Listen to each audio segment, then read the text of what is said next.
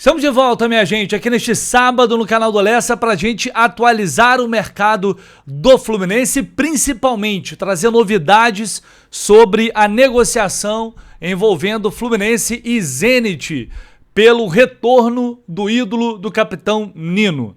É uma negociação que não é simples e eu vou trazer mais detalhes aqui para vocês a partir de agora para a gente entender o esforço que será necessário o Fluminense fazer para trazer esse jogador tão importante de volta. E também, talvez até algumas saídas eventualmente possam ser determinantes nesse sentido para facilitar, para ajudar a viabilizar esse retorno que envolve naturalmente muita grana e muito dinheiro. Vem comigo, deixa aí o seu like, se inscreva aqui no canal, a gente vai sempre trazer aqui ao longo desse período de Copa do Mundo. Daqui a pouco já está começando a Copa, daqui a pouco já tem estreia da seleção brasileira, mas fora de campo o Fluminense vai seguir trabalhando para ter um time mais forte nessa volta da Copa do Mundo e com jogos muito decisivos pela frente. Bom, então vamos atualizar a situação do Nino, em que passo está essa negociação. Ontem a gente trouxe no Jornada a informação exclusiva, dando conta de que o Fluminense nos últimos dias fez a proposta oficial ao Zenit para tentar contratar o Nino. Uma apuração que a gente tocou, principalmente Cauã Antinulo e Gabriel Amaral, que estiveram mais à frente ali e conseguiram a informação, confirmação. Também ajudei na retaguarda e estou também buscando outros detalhes para agregar nesse sentido, como valores dessa possível transferência, que é algo determinante. Evidentemente, o que pesa mais nesse retorno é o valor que o Zenit está pedindo. É sobre isso que a gente vai falar agora. Então a gente trouxe essa informação inicial da proposta, que aí é um novo passo nessa negociação, porque Fluminense e Nino já conversam há muito tempo. Na verdade, nunca deixaram de conversar.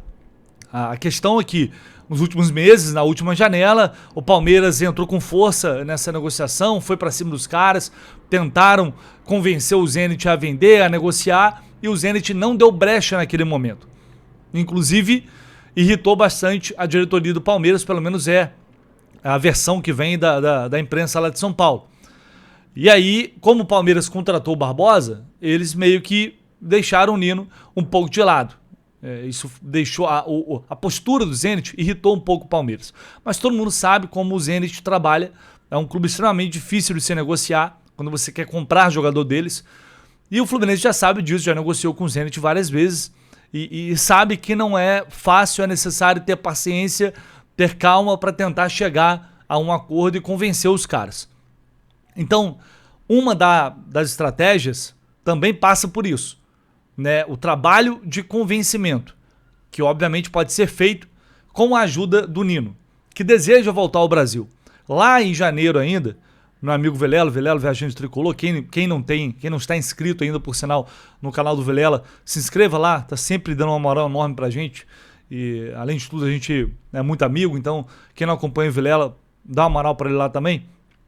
Lá em janeiro ele falou sobre essa possível volta do Nino, que aconteceria lá atrás ou agora no meio do ano, que a família dele já estava vendo escola aqui para os filhos no Rio, apartamento, e recentemente, de fato, a própria esposa do Nino publicou nas redes sociais a entrega do apartamento deles aqui na Barra da Tijuca, na zona oeste do Rio de Janeiro. Se eu não me engano, é no mesmo condomínio, muito próximo do Felipe Melo, por exemplo. Inclusive eles almoçaram juntos recentemente. Então, eles têm esse desejo. A Larissa, a esposa dele, é apaixonada pelo Rio. Eles adoram o Rio de Janeiro. E só não voltariam para cá se o Fluminense realmente não conseguir chegar a um acordo. Ele pode continuar na Europa? Pode.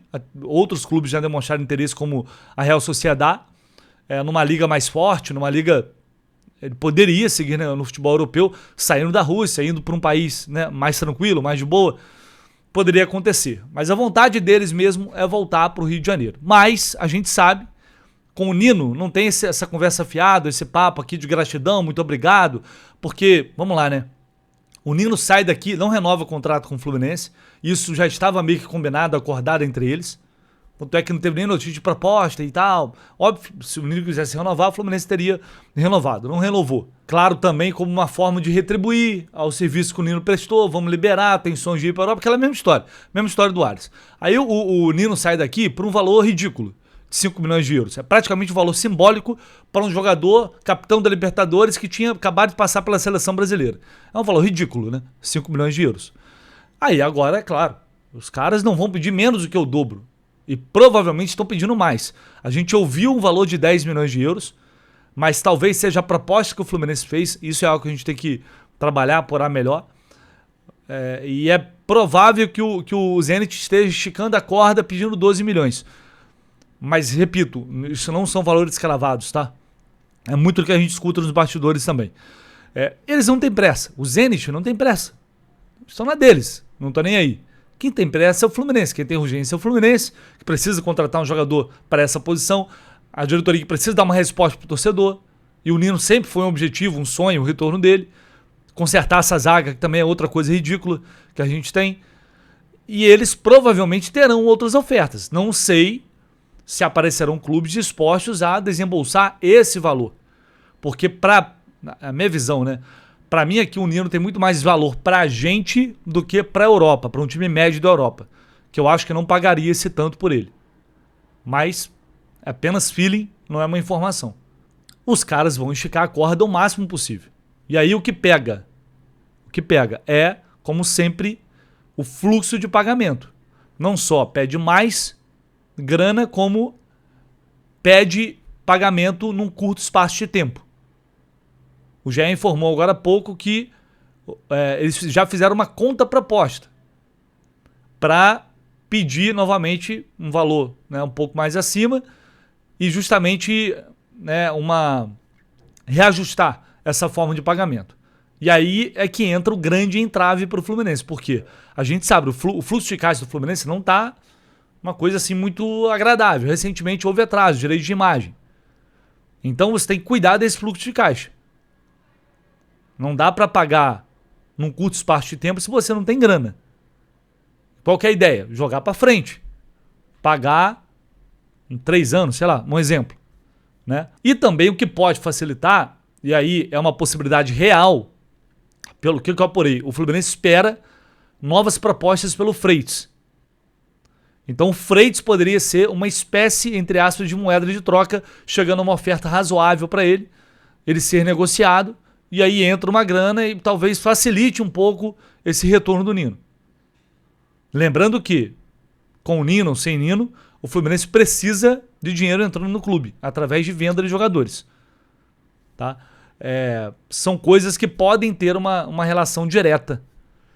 É a saída de atletas para conseguir viabilizar um montante significativo que é esse investimento do Nino, que já é algo planejado há muito tempo, não é de agora. Então isso é o que pode travar a negociação. Tá? Mas a situação avançou. E por que avançou? E ontem eu falei, mas a situação avançou. E por que avançou? Porque antes o Zenit não queria nem ouvir proposta. Agora eles aceitam ouvir a proposta. O Fluminense faz uma proposta, eles vão fazer uma contraproposta. E tudo isso tá dentro da dinâmica de uma negociação como essa. É um jogador muito valorizado que é muito valorizado lá, inclusive. Então você está tirando o titular absoluto do Zenit, o cara campeão lá, para trazer de volta. Então não também imaginar que vai ser algo muito simples, não vai. Principalmente quando você não tem grana sobrando, como eu disse. Então agora vai ser necessário ter, provavelmente, é possível que a gente tenha uma novela. É possível que a gente tenha uma nova novela diante dessa situação. Mas a gente tem por outro lado, alguns pontos muito favoráveis. Que é a vontade dele em querer voltar para o Fluminense e para o Rio de Janeiro. Para a família dele seria muito bom. E o fato de o Fluminense já ter negociado com o Zenit em outras oportunidades e ter uma boa reputação com eles. No sentido de que não vamos fazer nesse prazo aqui, porque os caras não vão pagar, vão enrolar a gente e tal. Com eles, pelo que eu vi, a relação é boa entre as diretorias. Mas não é por isso, evidentemente, que eles vão facilitar. Eles não estão nem aí. E também vão precisar de uma reposição se isso realmente acontecer. Então o que pode fazer muita diferença também é o Nino, o staff dele, entrarem para ajudar de alguma forma nesse sentido. Tá? Basicamente agora é compasso de espera, ver como o Fluminense vai responder a essas exigências que eles estão fazendo. Eu tenho em certeza que o Fluminense não desistiu, ele vai tentar fazer uma nova oferta e tentar encontrar um meio termo para poder viabilizar isso, porque sabe que a chegada do Nino é para resolver uma carência absurda dessa zaga, resolveria. Eu gostaria muito de até mais um zagueiro, mas vindo o Nino, tendo a expectativa de que o Midian pode eventualmente se tornar titular, com a saída do Freitas, se isso acontecer, eu acho que dá para levar essa zaga, tendo o Nino ali como referência. O ideal seria chegar mais um, mas já não tem tanta esperança assim. E o Nino chegando vai limitar ainda mais, evidentemente, o investimento em outros atletas. Por isso a ideia de não perder muitos jogadores. Mas como que você faz? Como você monta essa equação se você precisa de dinheiro para compor caixa, para bater algo próximo à meta de vendas que o clube precisa?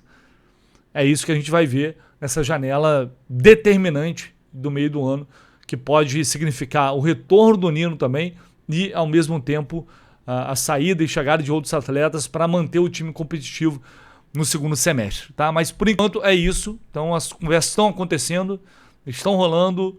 Dá para dizer que sim, houve uma evolução em relação ao que se tinha antes, que era uma postura de não negociar. Agora tem uma negociação, agora que ela é complicada. Isso é evidente pelos valores envolvidos e também por uma limitação também de investimento que o Fluminense tem. E torcer também para não entrar alguém forte nessa concorrência disposto a pagar o que os russos estão pedindo. Vou colocar rapidinho aqui na tela para vocês uma super promoção da Golcase para essa Copa do Mundo. Olha só essa garrafinha aqui, bonita demais, obviamente esperada ali no uniforme da seleção brasileira. Linda demais essa garrafinha, R$ 139,90. E se você utilizar o cupom JORNADA, sai mais barato ainda. Olha o tamanho dessa garrafa, gente. Garrafa de 650 ml. Com a qualidade da Golcase. Essa garrafa, o preço normal dela é praticamente R$200. E está R$ 139,90. E se você utilizar o cupom JORNADA, vai pagar ainda mais barato. Então o link está aqui embaixo. Vai lá no Golcase, aproveite essa promoção. Outras vão surgir ao longo dessa Copa do Mundo, mas a de agora é essa. O Dr. Golcase falou, manda lá pra galera, porque o preço está muito bom. E realmente tá muito bom mesmo. É isso, meu povo. Então qualquer novidade, você sabe, você acompanha aqui no canal do Lessa. A gente vai seguir acompanhando tudo de pertinho para vocês, tá? Tamo junto, valeu, um abraço, deixa aí seu like.